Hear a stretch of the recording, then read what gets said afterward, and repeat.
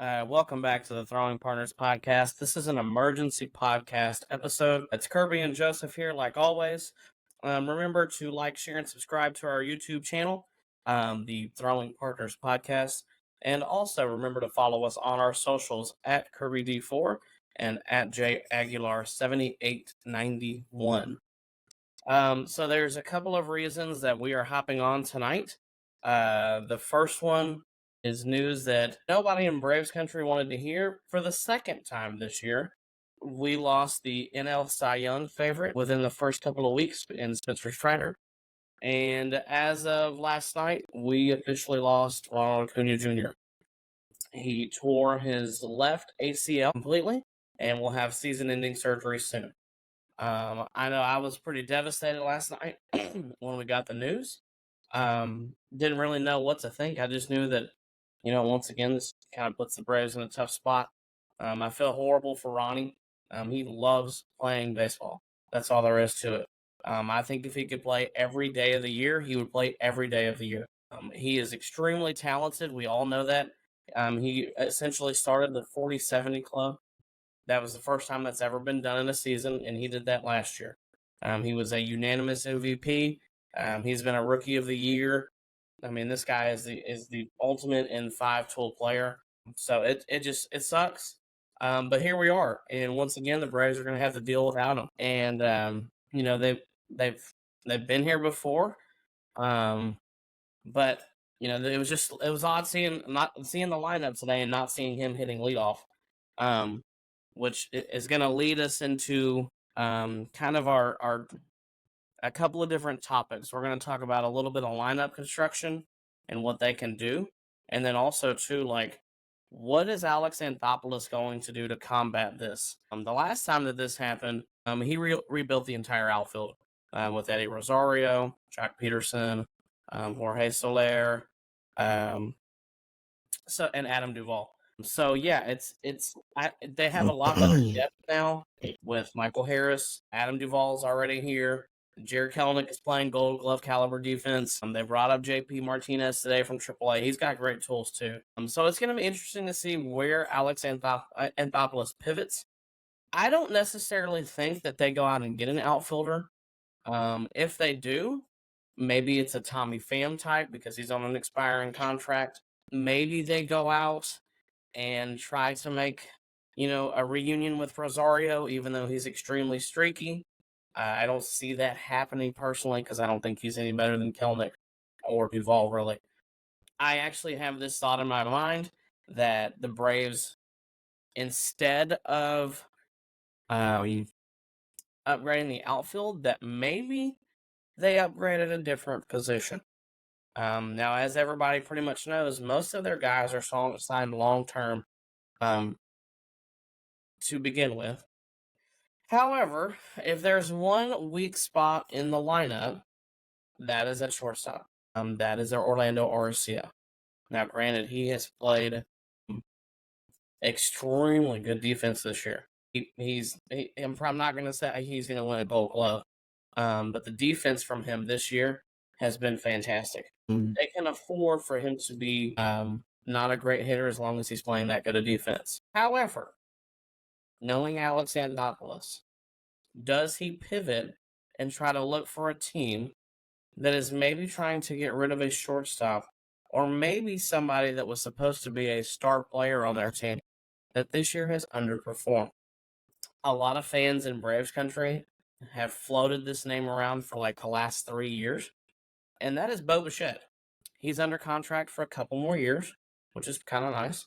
And the Blue Jays are in dead last in their division. They're 12.5 games out. It doesn't even look like they're going to really contend for a wild card spot at this point. Now, with that being said, that would cost the Braves a lot. But no telling what Bo Bichette could do with a change of scenery. And Atlanta could be that exact spot. He's going to be plugged into a really good lineup. And he would be getting everyday reps, obviously. And there really wouldn't be any pressure on him to be the guy because they've already got a lot of really talented hitters. So I'm kind of just, thinking in my mind where they may pivot. Now, with that being said, they may have to take on another contract as well. That could be expensive. But that could also help them get a starter like Kikuchi or maybe Gossman. if they wanted to take on some money from the Blue Jays. So it's all so early for all of that. However, I'm sure that he's already been, cooking up all sorts of deals and whatnot already. Now, I looked into some things that they could do with the lineup. Now, today's lineup, actually, in my opinion, was pretty solid. They had Ozzie leading off. They had Austin Riley hitting second, Marcell Ozuna hitting third, Matt Olson hitting fourth, Sean Murphy hitting fifth, Adam Duvall hitting sixth, Michael Harris hitting seventh, Orlando Arcia hitting eighth, and Jared Kelenic hitting ninth. I thought that was about as best as it could get. Now, that was against the left-handed pitcher. They only put up 4 runs today. They didn't. Once again, the offense is still sparring. But I kind of did some digging, and not to alarm Braves fans, but overall, the team is not hitting that well against right-handed pitching. Newsflash for anybody that knows nothing about baseball, you're going to see a lot of right-handed pitching. The league is dominated by right-handed pitching. There's just not a lot of lefty pitching. So the Braves are really going to have to figure that out. I even tried to construct a lineup for right-handed pitching, and the only guy on the team that's really been good against right-handed pitching is Marcell Ozuna. So honestly, you can kind of plug and play however you like, but the Braves are not hitting right-handed pitching well, and that's a problem. Now, however, against left-handed pitching, even though they suck today, against left-handed pitching, they've actually done pretty well. They have 4 guys that have hit left-handed pitching pretty well. Adam Duvall, Ozzie, Marcell Ozuna, and even Matt Olson. So it's been kind of interesting to see that. But like I said, the right-handed pitching it's really just, it has not been a good thing for the Braves to see. I created a quick lineup for them against left-handed pitching. That's different than what they had today. I actually had Adam Duvall hitting leadoff. He's got really good sprint speed. His expected slugging is 475, which is actually pretty solid. His actual slugging is only 407, so he's getting pretty unlucky. And this year, he's actually had a really good walk percentage of 10.5%, which is actually, that's pretty good. That over, 600 plate appearances, you're going to get, 65 walks. That's pretty solid. So, I mean, maybe 60 walks. That's pretty solid. And then from there on down, I had Ozzie hitting 2, Ozuna hitting 3, Olson hitting 4, Sean Murphy hitting 5, Austin Riley actually hitting 6 because he hasn't hit left-handed pitching well yet. And then you've got Harris, Arcia, and Kelenic to finish it out. Harris has not hit left-handed pitching well. And obviously neither is Kelenic. That's why they originally got Adam Duvall, because he hasn't hit left-handed pitching well his entire career. Now, the Braves have already said that Kelenic and Duvall are going to get these regular reps while Ronnie is out, which is the foreseeable future forever to the end of the year. So I would love to see Jared Kelenic start to hit against left-handed pitching. Otherwise, he's going to be an extreme black hole there. Maybe they give some starts against left-handed pitching to JP Martinez. I'm not sure how the Braves are going to approach that yet, but I mean, we're going to find out. Luckily, it was so odd today to not see Ronnie hitting leadoff. However, the lineup, in my opinion, actually got better because you got Sean Murphy back and you got Austin Riley back, which was huge. There's no more Zach Short in the lineup. Travis d'Arnaud has been great, but there's just something about Sean Murphy back there that guy is just a force. And people have quickly forgotten how good he is back there. You can look at his Savant page from last year, and it's all red. He is good at everything except running. Literally, that's it. So seeing him back in the lineup today, especially after playing well at AAA, was really, really good to see. So, man, like I said, it just sucks. I hope the Braves can come around on hitting right-handed pitching because right now they're struggling. Like I said, I didn't even create it because it's just kind of a crapshoot. So that's our Braves update for this emergency pod. It sucks that Ronald's out the rest of the year because I love watching that dude play. He is an absolute machine when he's healthy, which is, the treat that we got to see last year. I'll never forget him holding the base up after getting that 70th steal last year and becoming the first member of the 40-70 club. So shout out to Ronnie. Hope you get well soon, and I hope you heal up and come back even stronger. Joe, the Astros today also had some injury news. So I'm going to let you take over on that for a minute, and then we'll finish it up with some MLB news. Well, before I start off, I just want to say congratulations on the World Series. The last time that we saw Ronald Acuna Jr. Go down with an injury like this, that's, very similar injury. The Braves went on to win the 2021 World Series, defeating the Against your Astros. team. So, like I said, congratulations. But in all seriousness, it is a real tragedy for the game of baseball because, Acuna is such an electric player. Seeing one of the game's youngest stars go down like that for the second time in his career, it's really hard to see. And the game is definitely going to miss his energy. Okay.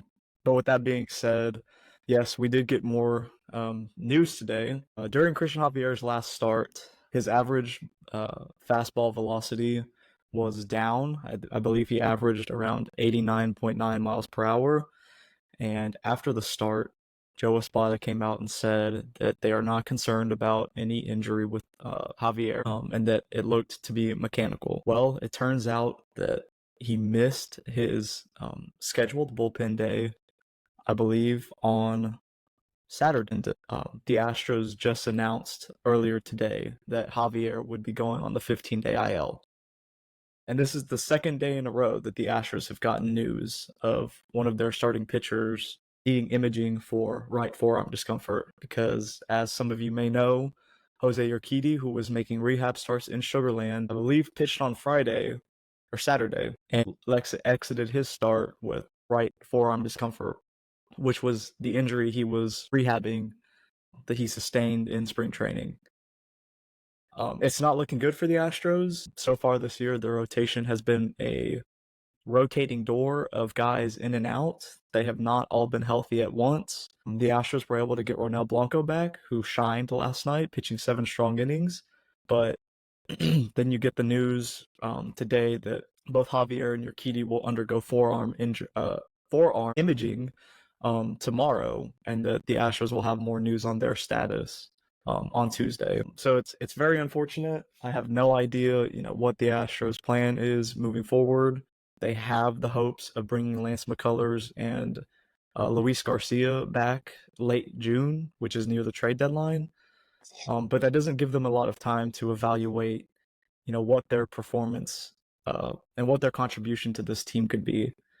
I know a lot of people have speculated that Lance McCullers should go to the bullpen to limit his usage so that he doesn't get injured and that he pitches as much as possible. So would he even come back in a starting capacity? I think that, Dana Brown and the front office have a lot of soul searching to do. They need to get starting pitching at this point. I don't think it's a question. They needed starting pitching in the offseason, and they failed to sign Blake Snell and Jordan Montgomery for, the Diamondbacks and Giants came and got them, knowing that they had an injured rotation going into the season.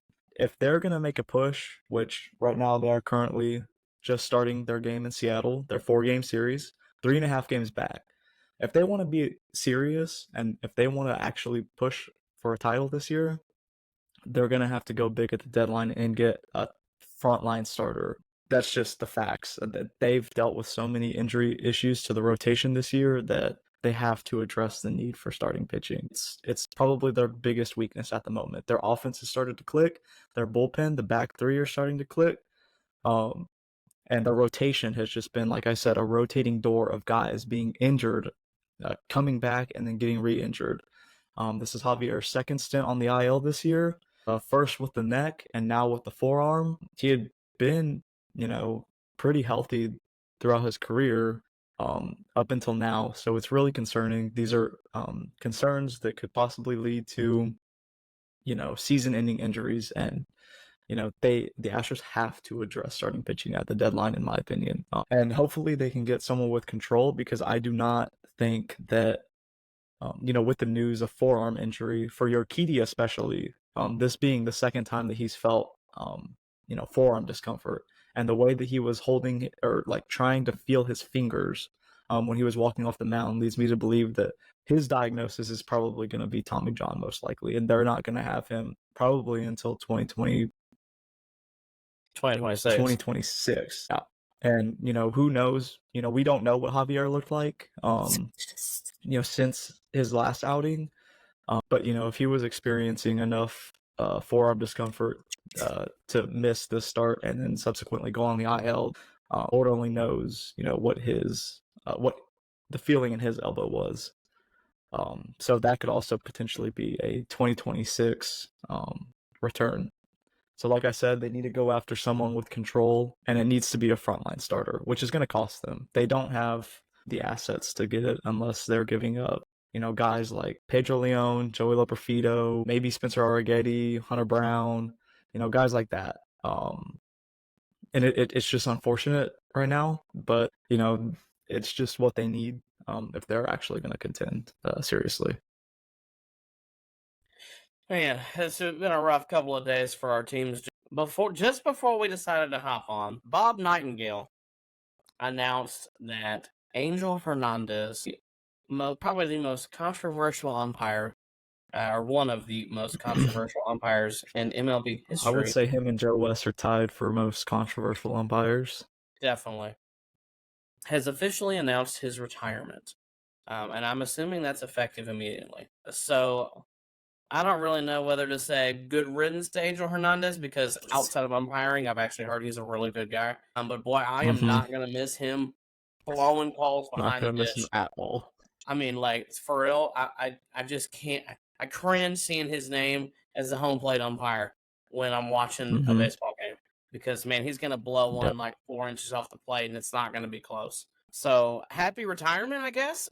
Nobody here is really going to miss. Congratulations.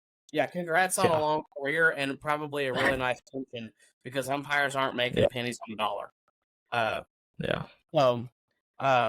So, last thing, Joe, did you see these leaked Blue Jays City Connect jerseys? The blue on black? I did, and I posted them on our social media. I posted the caption, "What is Jesus Christ?" Jose Abreu was already made an error, and we are in the first inning. Are you serious? Made an error at first base, yes, allowing J.P. Crawford to get a leadoff double, or not a leadoff double, but to reach second base on his error. What did he do? Did he miss the ball? Yeah, he just completely whiffed. It was a bouncer. Took a hop right off of his the heel of his glove and went down the right field line. Jose Abreu back like he never left before. But as I was saying, before I interrupted with that, yes, the Toronto Blue Jays City Connects have been leaked. They are god awful. They're blue and black, and like I said, I posted the images on our social media, and I had the caption, "What is Nike's obsession with the dark blue and blacks?" Because you can make a chart of every freaking City Connect. Most of them are a dark blue or a dark blue and black. And I don't get it. I don't get their obsession. I don't either.